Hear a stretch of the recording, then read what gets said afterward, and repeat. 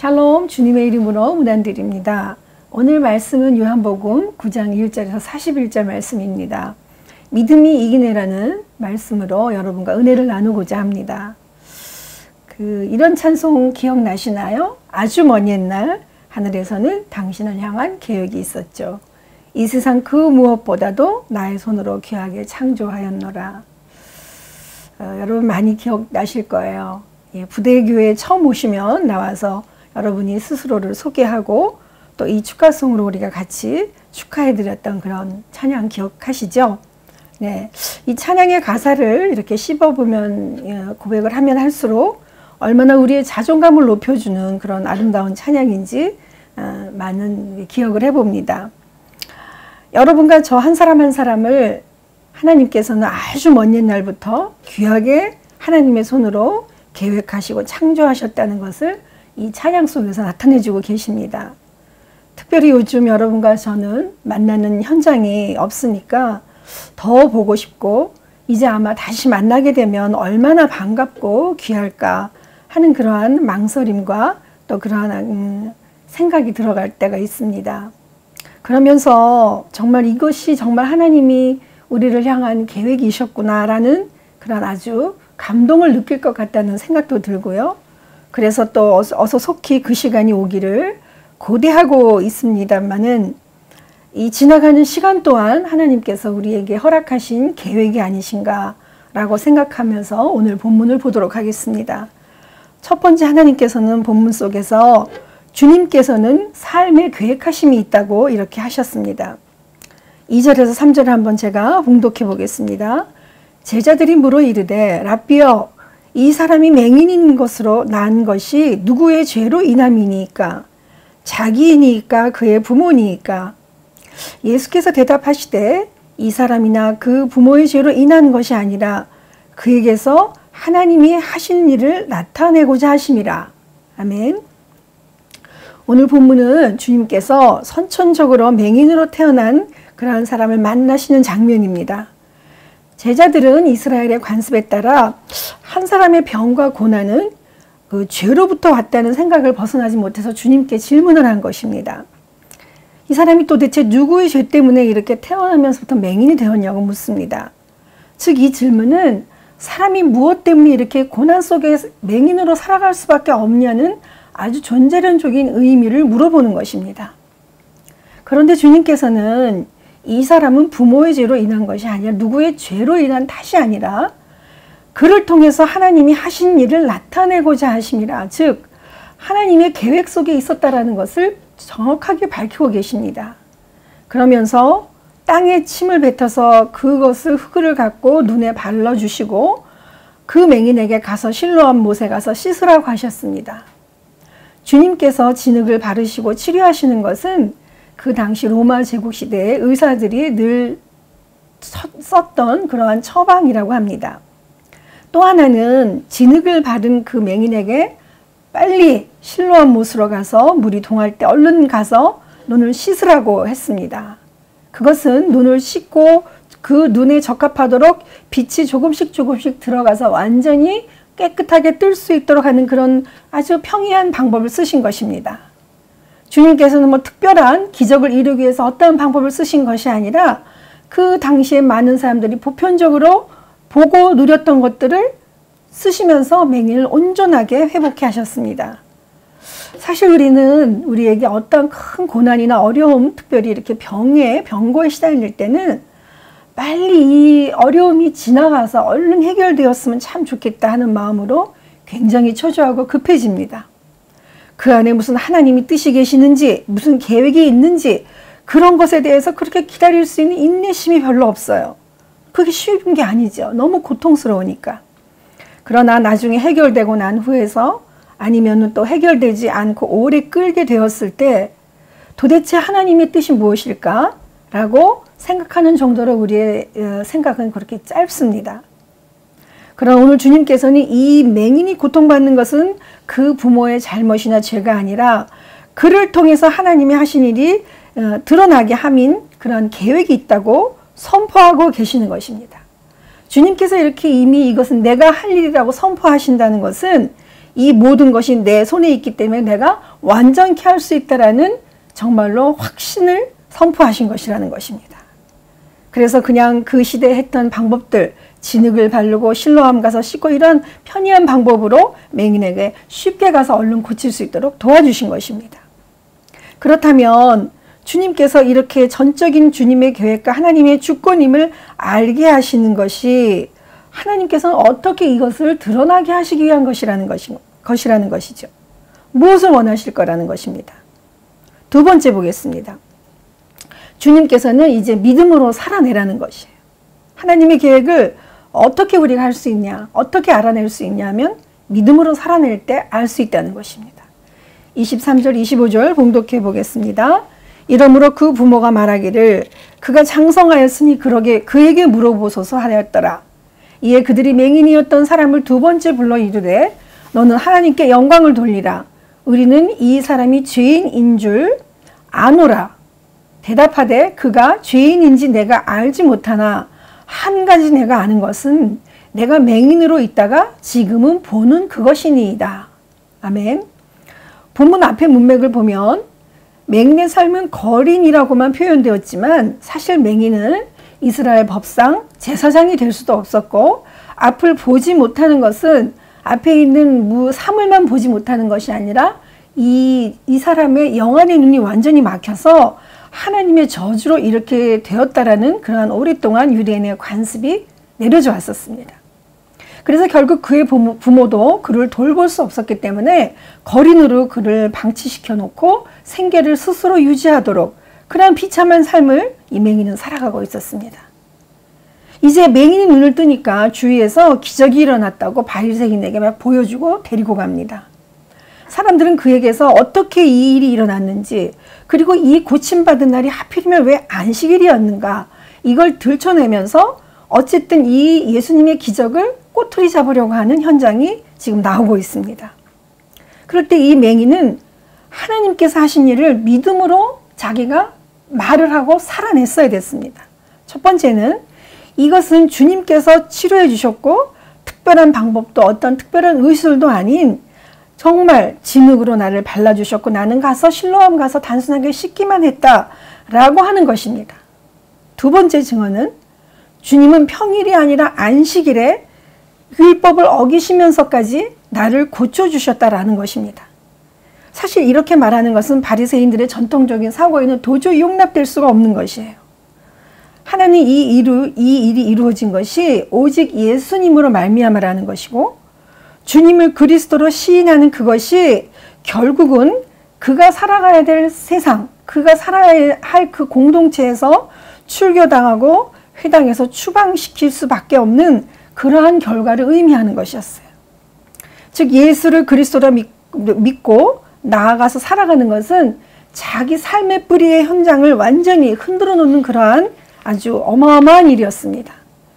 주님께서는 맹인을 안식일에 치유하시고 하나님의 일을 들어 계신 것은 이제 십자가를 지고 앞으로 자기 삶을 내어놓고 율법과 그 형식의 한계를 넘어서 믿음으로 나아가야 하는 주님의 삶도 여기에 같이 포함되어져 있는 것입니다. 그러자 맹인도 결국은 이 숨길 수 없는 진리를 삶에 어떤 위협이 오더라도 믿음으로 지켜내어야 했던 것이에요. 왜냐하면 주님을 그리스도로 시인하면 자기 가족뿐만 아니라 모두가 다 이 유대인의 사회에서 나와야 하고 또 그런 결의가 이미 있었음을 알고 그렇게 있지만 이것은 정말 주님이 하신 일이라는 것을 어떻게 자기는 완전히 다른 사람이 됐다는 것을 어떻게 말하지 않을 수 있냔 말입니까? 그렇죠? 역사적 모든 진실은 언젠가는 밝혀지게 돼 있어요. 중국에서 이번에 코로나 전파 사실을 알리면서 죽음으로 코로나 감염 사실을 증명한 의사 이원양이 있었죠. 그도 역시 기독교인 의사였습니다. 그때 그는 중국 공안당국에 가서 이 자기가 코로나 바이러스가 앞으로 전파될 어마어마한 전파를 할 것이다. 그리고 다 감염될 것이다 라는 것을 말했다는 게 허위라는 사실을 허위로 유포했다라는 사실을 서명하라고 해서 그걸 했어요. 그러다 결국 그가 정말 그 코로나 바이러스와 의원에서 싸우다가 죽고 나고 지금 이 세계적인 사태로 이렇게 돼 있으니까 결국 중국에서 어떻게 했죠? 어떤 방법을 썼든 안 썼든 그 이월량의 그것을 정말 사실이라고 지금은 인정을 하는 것입니다. 자, 어떻게 됐든지 간에 이렇게 역사적인 진실, 진리 앞에서는 결국은 예수님이 그리스도라는 사실을 증언해야만 하는 것이에요. 그죠? 근데 그리고 어디서 증언할 수 있냐는 것이죠. 세 번째로 한번 보겠습니다. 세 번째는 주님께서는 삶으로 나를 증언해내라고 하셨습니다. 30절, 33절입니다. 여기 보면 믿음이 이기네라는 찬송이 있어요. 가사가 이렇습니다. 주 믿는 사람 일어나 다 힘을 합하여 이 세상 모든 마귀를 다 쳐서 멸하세. 저 앞에 오는 적군을 다 싸워 이겨라. 주 예수 믿는 힘으로 온 세상이 이기네. 믿음이 이기네. 믿음이 이기네. 온 세상이 믿음을 이기네 라고 했습니다. 맞습니다. 믿음으로 살아내고 믿음으로 그 삶을 증언하라고 하는 것입니다. 본문을 한번 제가 읽어보도록 하는데 이건 좀 다른 번역입니다. 맹인이 대답한 부분이에요. 이제 이렇게 얘기했습니다. 그가 그들에게 대답하였다. 그분이 내 눈을 뜨게 해주셨는데 여러분은 그분이 어디서 왔는지 모른다니 참 이상한 일입니다. 하나님께서는 죄인의 말을 듣지 않으시지만 하나님을 공경하고 그의 뜻을 행하는 사람의 말은 들어주시는 줄을 우리가 압니다. 나면서부터 눈먼 사람의 눈을 누가 뜨게 하였단 말은 창세로부터 이제까지 내가 들어본 적이 없습니다.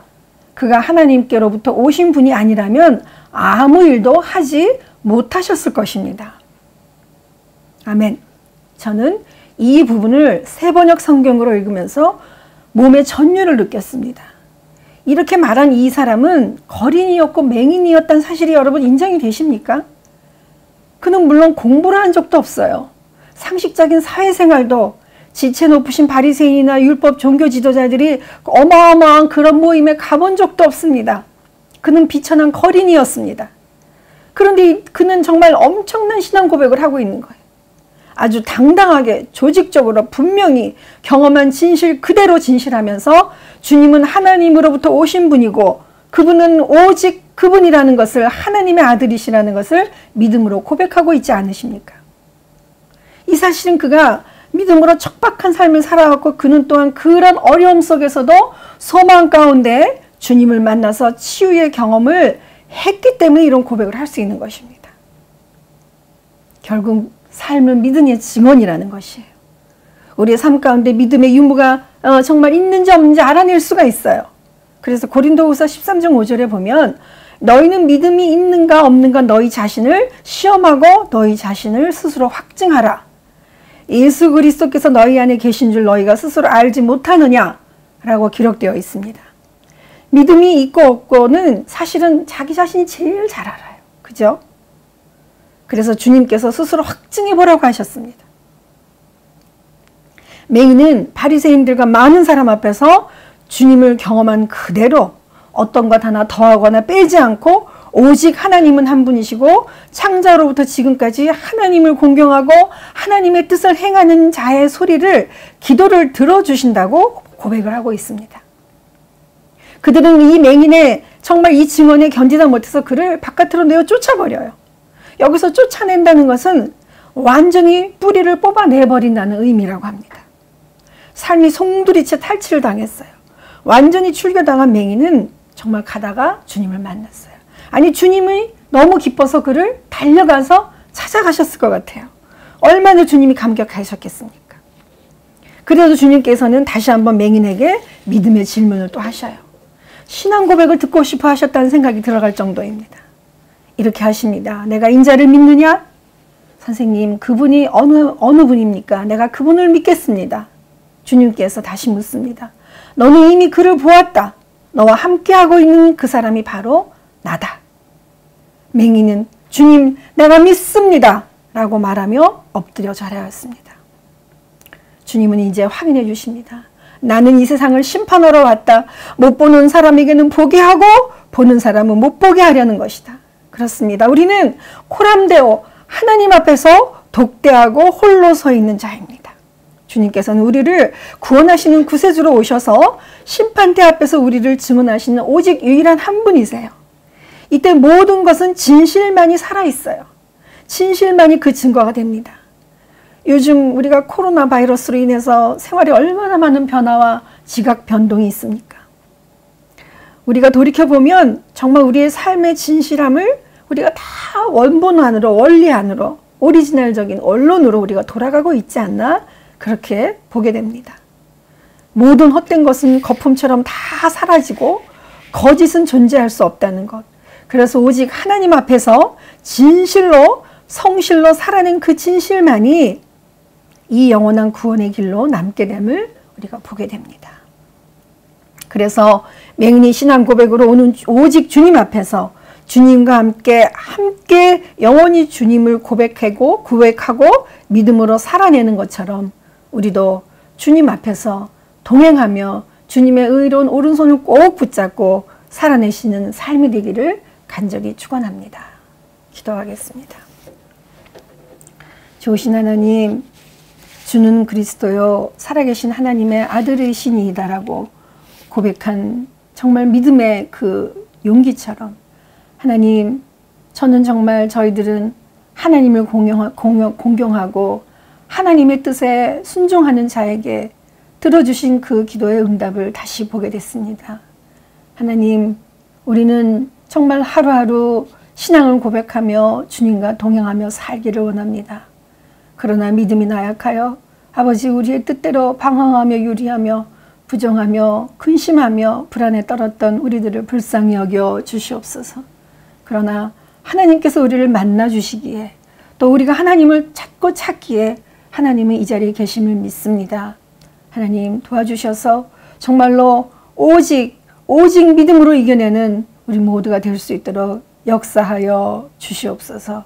사랑하는 임마누엘 광영교회 모든 교우들과 또 우리 육군 정말 5.3 전차대 대위에 또 우리 모든 60만 장병위에 하나님께서 도우시는 귀한 손길로 말미암아 이 모든 고난과 역경을 이겨내서 하나님께 정말로 여호와 라파라고 하나님께 간증할 수 있는 우리가 모두가 될 수 있도록 주님 인도하여 주시옵소서. 예수 그리스도 이름으로 감사하며 기도하옵나이다. 아멘.